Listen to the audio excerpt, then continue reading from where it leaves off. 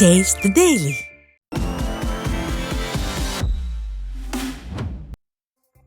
திண்டுக்கல் மாவட்ட ஆட்சியர் அலுவலகம் முன்பு தமிழ்நாடு டெங்கு கொசுப்புழு ஒழிப்பு முன்கள பணியாளர்கள் சங்கம் சார்பில் வரும் 29ஆம் தேதி உண்ணாநிலை அறப்போராட்டம் நடத்தப்போவதாக அறிவித்துள்ளனர்.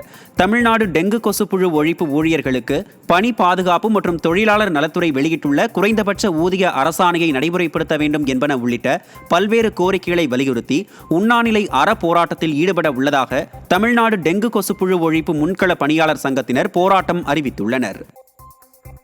கடலூர் மாவட்டம் விருத்தாச்சலம் அருகே ஓடும் ரயில் முன் பாய்ந்து தற்கொலை செய்து கொண்டவரை போலீசார் கண்டறிந்துள்ளனர்.